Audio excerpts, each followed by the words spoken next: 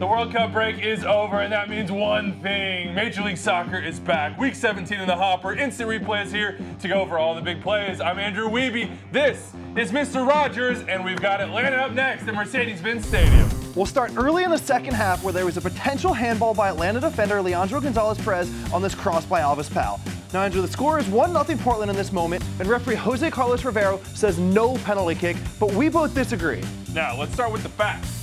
This ball hits Leandro Gonzalez-Perez's hand. That is undisputed. I think it's a handball, and I think it should have been a penalty kick. I'm not sure why Jeff Gamble, the VAR, didn't flag this one for video review. I think Gonzalez-Perez makes himself bigger. The contact comes, stops the cross into the box. Should have been a PK. I'm with you on that one, Andrew. Let's move to the 49th minute, where Miguel Almirón is trying to get on the end of this pass in the box, but Diego Chara takes him down from behind.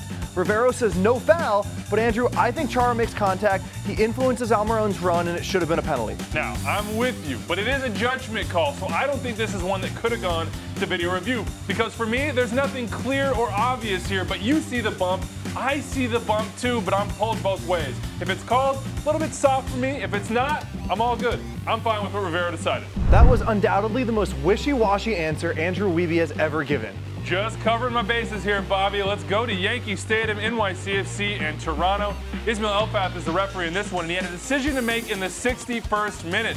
Alex Ring gets into the box, and his cross is coming in until, Eric Zavaleta is sliding and blocking. Once again, the facts are clear, Bobby. That hits his arm, but is it a handball? Is it a PK? Handballs on Sunday, Andrew. This was the same thing we just saw with Gonzalez-Perez. For me, it should have been a penalty. No call, no review, 1-1 at the time, 2-1 win for NYCFC. This one didn't really affect the game. But the red card to Miguel Ibarra in Colorado, Minnesota definitely affected that game. It was 2-2 in the 77th minute. It would end 3-2 to the Rapids on a last-second goal. And there's a scuffle. Miguel Ibarra is not happy with Danny Wilson. He gets to push and he gets to shoving, and then it looks like he strikes him in the back of the head. Now, Andrew, this comes just after Colorado had scored their second goal to tie the game. Miguel Ibarra is just trying to get the ball to restart it. Danny Wilson's taking his time.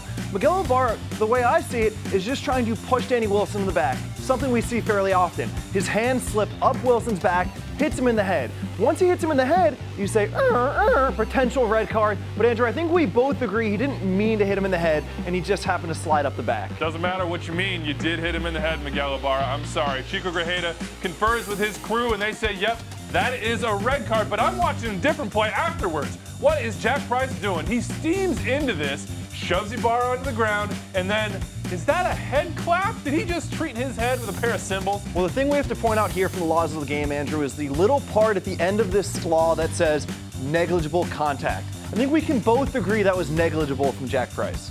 Now, I want to give Jack Price a red card for this because he does make contact with the head, and the rules say violent conduct, a player who, when not challenging for the ball, deliberately strikes an opponent in the head or face with their hand is guilty. But.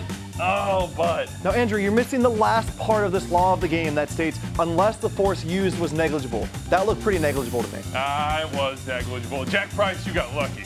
Now, Andrew, let's move to Philadelphia, where fans of this show know that this kind of play is near and dear to my heart. In the 31st minute, Fafa Picault challenges for the ball. Referee Alan Chapman calls the foul and gives him the yellow card.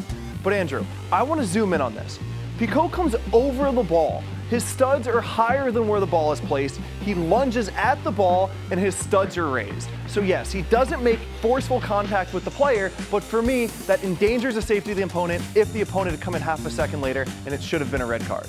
If, ands, and buts, that's the Bobby Warshaw way. This is, in my opinion, the definition of reckless. Yes, Fafa Picault acted with disregard to the danger to or consequences for an opponent and must be cautioned. He lunged, his studs are up, I'll give you that, but the ball is there to be played and he wins it. That's contact on the ball. There is some contact on the man and the follow through, but it's not excessive force, so yellow card, absolutely the right call in this situation. 72nd minute, we've got a dog-so here. Alarm bells are ringing. Jose Aja just barely grabs Corey Burke's shoulder, but it's enough, isn't it? It absolutely is, and this is really well done from Chapman. Aja definitely fouls Burke.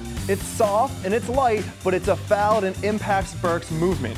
So many refs would have punished Burke for not falling, but Chapman doesn't. Even though Burke makes the play at the ball, Chapman calls the penalty. This is what we want to see the referees to try and cut out diving.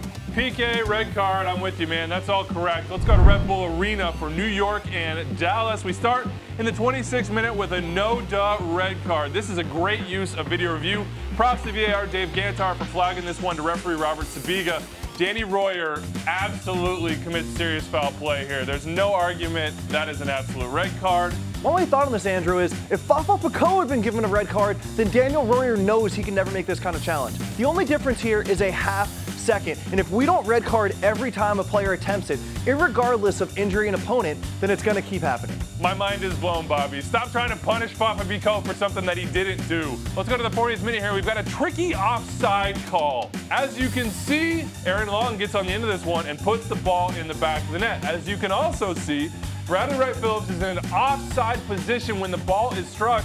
And let's be honest, it's pretty clear that Jesse Gonzalez does not see this ball until it's too late. And I'm going to make producer Rich draw the straight line from Aaron Long kicking the ball at Jesse Gonzalez, and who's in the way?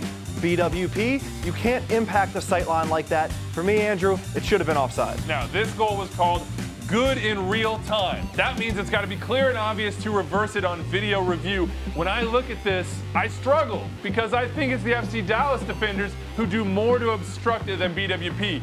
But he does obstruct the view. He is in an offside position, so I'm with you. I think this goal should not have stood. From one offside that was not changed by video review to one that potentially was. We moved to Orlando. We're in the 85th minute with Montreal up 1-0. Nacho Piatti scores to put them up 2-0. But AR1 Gianni Facchini had raised his flag, and the Orlando players thought it was offside. That's what they thought, but referee Drew Fisher did not blow his whistle on the play, thereby keeping it live. Then VAR David Barry goes back and takes a look. And he says, hey, I think this is onside. So Fisher delays, gets his hand to his ear as he should, and because it's factual, they reverse the call and say that goal is good, and I am absolutely with him. That's fact. I believe Nacho Piatti is onside, and the goal stands. And can somebody just give Orlando head coach Bobby Murphy a hug after this? Yep, another tough break for the Lions. Let's go to Bank of California Stadium. LAFC hosting Columbus Crew SC, and we'll get things started in the 8th minute. Adama Diomande scores, and LAFC celebrate. Pop that yellow smoke. But we went back and took a closer look. It was called good on the field. Referee Kevin Stott does go to his ear, but there is no video review on this play. But wait a minute, that looks offside. Yes, he is offside for me. He is ahead of the ball when it's played, and I don't think this goal should have counted. No, Andrew, let's end the show on some props. Let's go out to Kansas City. We're in the 87th minute. Eric Alexander, who is already on a first yellow card for unsporty behavior, is shown a second yellow for this hard tackle. Andrew, it's good to be back here, but I just want to know, if I were to walk around the office, throwing my studs up everywhere, and you had to walk around my studs, you would want me to stop, right? Well, if you didn't touch me, I'd still think it was reckless and a yellow card. It's all good in the neighborhood. Bobby, thanks for wearing the sweater. And thank you for watching Week 17's version of Instant Replay. As always, if you see something, say something, use the hashtag Instant Replay. Big thanks to Cheez-Its. Once again, we'll see you next week, everybody.